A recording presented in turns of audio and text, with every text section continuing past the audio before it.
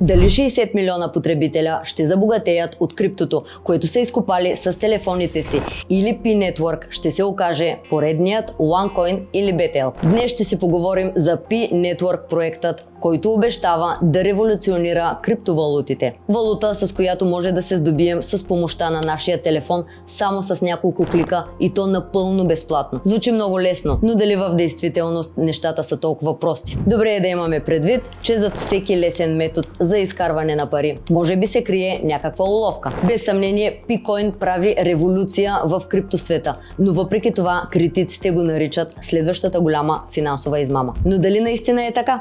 Останете до края на видеото, защото днес ще разгледаме подробно какво точно е Pi Network, как може да се здобием с пикоинове и най-важното, дали вашите Pi токени някога ще струват нещо.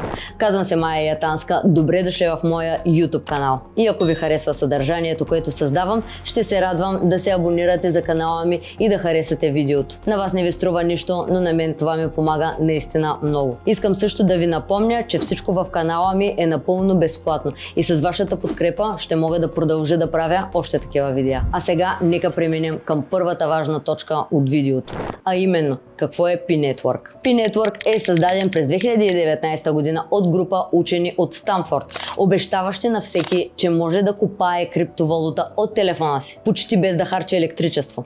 Платформата е създадена с цел да направи добива на криптовалутата достъпен за всеки, чрез мобилно приложение.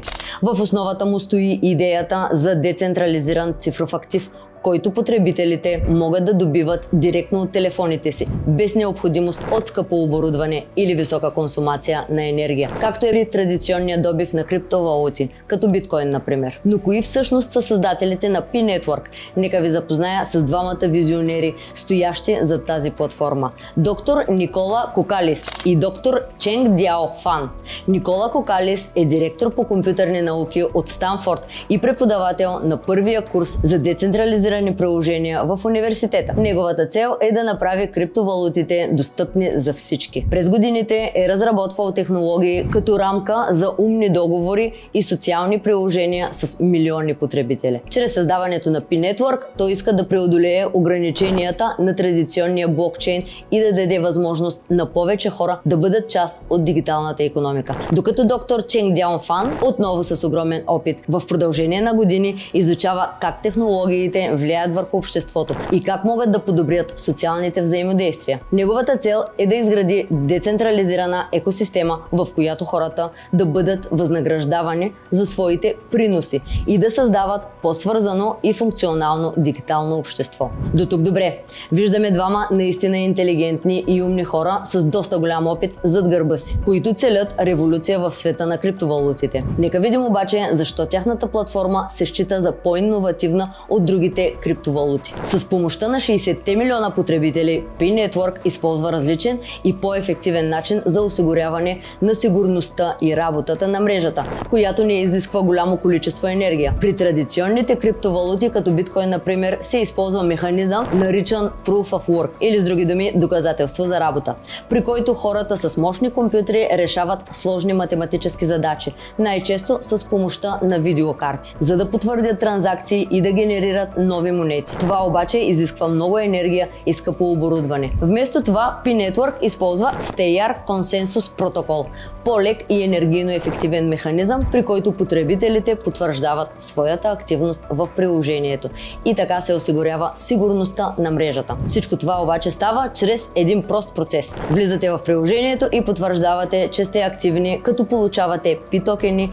без да се налага да разполагате с мощни компютри или да харчите много енергия. Pi Network се представя като амбициозен проект, който цели да създаде децентрализирана екосистема, използвайки своята собствена криптовалута. Идеята е да се изградят различни услуги и приложения, които са свързани с Pi. Това може да звучи като добра идея и нещо, което го прави интересно и различно от Ethereum, например, защото те имат подобна екосистема. Това е, че те предлагат нов начин за майнинг на криптовалута, а именно чрез обикновен смартфон. Как да се регистрира демонстрираме и как работи майнинга в Pi Network. Приложението е налично както в App Store, така и в Google Play. Регистрацията е един от простите процеси, свързани с тази платформа. За нея са нужни телефонен номер и лични данни. Още в началото имаш опция да сложиш реферален код, като така ще получиш бонус токени. Това е често срещана маркетингова стратегия при подобни платформи, борси и приложения, свързани с крипто и трейдинг. Както вече разбрахме, обикновено за да купаете криптовалутата трябва да имате специализирани и скъпи машини, които решават математически задачи. В случая на Pi Network обаче вие не се нуждаете от нищо повече от мобилният си телефон. И най-хубавото е, че нямате нужда от мощен телефон. Всеки може да започне да купае, стига да е истински човек. Майнингът в Pi не се състои в решаване на сложни задачи, а в това да потвърдят, че стоите зад екрана и кликвате поведнъж в приложението на всеки 24 часа. В приложението има възможност да увеличите добива си, като използвате допълнителни услуги. Един от най-интересните бонуси е за активност. Ако използвате браузъра на Pi Network, социалната мрежа или чата, можете да получите допълнителни Pi-коинове. Също така, Pi браузъра е основният им браузър и освен да търсите в интернет, можете да разглеждате различни секции и приложения, разработени от самата мрежа. Това не е просто приложение за кликане. Наистина има неща, които могат да увеличат вашето участие в мрежата. Каквото и да си говорим обаче, кликането веднъж на 24 часа няма да ви донесе най-много токени в платформата.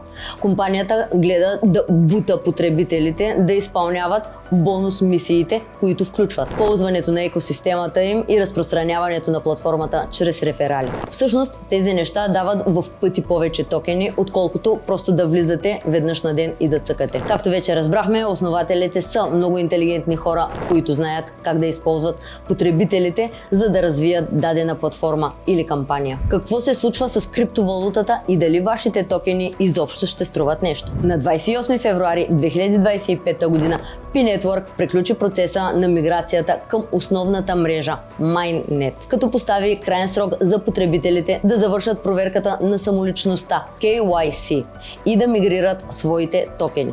За да преминете обаче през KYC верификацията, трябва да сте бил активен майнер поне 30 дена в платформата. Без това условие изобщо няма да можете да стигнете до KYC верификацията. Въпреки това обаче, доста голяма част от потребителите на платформата все още не могат да преминат KYC верификацията. Единственото нещо, което излиза в приложението е, че са се проварили, фейлнали в верификацията и нищо повече. Това може да се дължи на огромния брой KYC заявки към платформата за верификация или също се спекулира, че собствениците нарочно провалят верификациите, въпреки че сте покрили всичките критерии правилно. Но защо биха го направили? Отговорът е доста прост. Представете си, че купаете вече няколко години и сте събрали 1000 бройки от тяхната валута. Сега си представете, че не сте само вие, а още няколко милиона потребители. В момента, в който пуснат валутата на борсите, какво бихте направили вие? Да кажем, че имате 10 000 бройки и валутата се листне на борсите за между 1 и 2 долара. Точно така. Бихте я продали, нали? Същото биха направили и доста голям процент от другите потребители. Ако нещо подобно се случи, това би елиминирало целият проект от криптосвета. Собствениците много добре знаят, че ако пуснат в този момент валутата, без тя да има стабилна екосистема и използваемост, тя би се заличила в момента, в който бъде пусната по борсите. Както ви разказах вече, тези хора не са глупави. Това би могло да обясни защо първоначално планираното листване от 2021 бе отложено няколко пъти, включително към края на 2024 година. Ако проектът е легитимен, неговото оцеляване на борсите зависи от изграждането на устойчива екосистема и намирането на свеж капитал. Както по-рано казах, регистрацията в приложението е един от най-лесните процеси, свързани с Pi Network. Едно от най-предизвикателните неща обаче е изтеглянето на вашите изкопани токени. Първото нещо, което трябва да направите, е да свалите Pi Browser App. Трябва да създадете и да верифицирате персонален Pi Wallet, а след това трябва да заключите процент от токените си, преди да имате възможност да изтеглите останалата част. Да, точно така. част от тях трябва да останат в платформата, като в замяна се предлага възможност за печелене на лихва върху заключените токени. Някои потребители разглеждат това като потенциален зелен флаг за устойчивостта на проекта. И наистина има логика в това, защото представете си стане сценария, за който говорихме по-рано, при който всички потребители успеят да изтеглят всичките си токени и да ги продадат. Това би могло да доведе до сериозни последствия за проекта и дори за неговата елиминация от криптопазара. Тази политика за заключване на токените може да бъде или форма на защита за стабилността на екосистемата, или стратегия за контрол върху предлагането и ценовото движение. В крайна сметка това остават само спекулации. И последната стъпка е да преминете през KYC верификацията. Това е напълно нормална стъпка за такъв тип проекти и токени. Главното предназначение на тази система е за опознаване на клиентите и по този начин се предотвратява така наречените money laundering схеми, или на български казано пране на пари. Стъпките за верификация са също стандартни. Селфи на лицето ви, лична карта и адрес на местоживеене. Това е нужно да се потвърди, че лицето зад акаунта е реално и съответства на предоставения документ за самоличност. Въпреки че валутата е пусната в вече няколко борси, много от хората се оплакват, че изобщо не могат да я пратят там, защото не могат да завършат KYC верификацията. Затова идва на помощ метода P2P, където можете да търгувате с други хора, но тази опция включва рискове, тъй като цената може да бъде много по-ниска. Дори в България има Facebook и Telegram групи, в които можете да продадете вашите токени от приложението, като ги пратите в акаунта на човека от среща, който иска да ги купи. На прост език, какво значи това? Аз имам 10 токена, които искам да продам, а Иван иска да купи 10 бройки. Пускам във Facebook групата пост, че искам да продам 10 бройки. С Иван се договаряме за цена на брой. Аз му пращам койновете от моя верифициран P-Wallet към неговия в приложението, а той ми праща фиатни пари или друг вид криптовалута в замяна.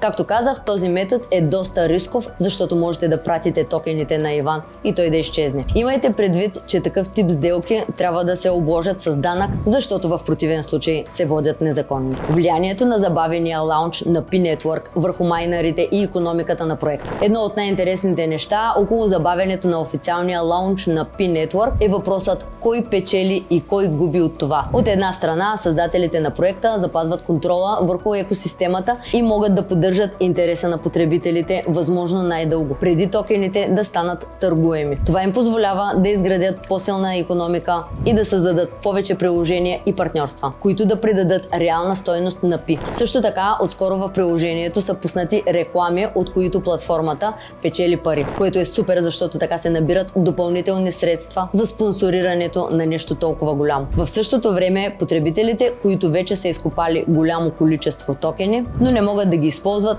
губят търпение и започват да се съмняват в реализацията на проекта. Губещите в момента са майнерите, които чакат да осребрят усилията си. Те технически притежават P, но без свободна търговия стойността им остава само на хартия. Забавянето на лънча означава, че много от тях могат да изгубят интерес или да се откажат напълно, което би могло да повлияе на активността в мрежата, и това не е просто спекулация. Американският ютубър Уес Спенсър в едно от видеята говори, че през годините от неговата реферална система от над 3000 активни човека, които купаят, сега са останали едва 200. Скам ли е P-Chain? Ако P-Network е реален проект с дългосрочна визия, тогава забавянето на официалния лънч може да се разглежда като необходима стъпка за изграждане на устойчива екосистема. В такъв случай създателите на проекта биха искали да гарантират, че валутата има реална стойност и употреба, преди да бъде пусната за търговия. Това включва разширяване на партньорствата, интегриране на P в различните приложения и създаване на функционираща икономика, за да се избегне масово разпродаване веднага след листването на борсите. Ако е измама обаче, най-големите печеливши биха били създателите на проекта, които могат да се облагодетелстват от огромната потребителска база и събраните лични данни. Освен това, партньорските бизнеси и приложения също могат да извлекат ползи, като получат огромен трафик и нови клиенти без реален финансов риск. Ако токенът никога не стане свободно търгуем, всички тези участници вече ще са спечелили, докато обикновените потребители ще останат с неизползваеми токени с много загубено време, както и много усилия. P-Network е един от най-обсъжданите криптопроекти, но също така и един от най-неясните. От една страна, идеята за достъпна криптовалута, която всеки може да купае с телефон, звучи революционно. От друга страна обаче, многото забавения, липсата на на прозрачност околу KYC процеса и невъзможността за свободна търговия с токените повдигат редица въпроси. Разбира се, възможно е P-Network да успее да изгради работеща екосистема, която да придаде наистина реална стойност на монетата. Но докато това се случи, потребителите трябва да решат за себе си дали да вложат време и усилия в проект, който все още е далеч от ясна реализация. Историята на криптопазара ни е показала, че не всичко, което изглежда като възможност, задължително води до печалба. Въпреки всичко казано в този клип, оставям на вас да прецените дали P-Network е измама или финансова възможност. Ще се радвам да оставите коментар под клипа с вашето мнение по този въпрос. А ако не искате да се чудите кое е измама или кое не, можете да се присъедините към семейството на Maverick, където аз и моят екип ще ви научим как да правите пари от трейдинг, без да рискувате нито един свой лев, само с 1 час на ден. Чао!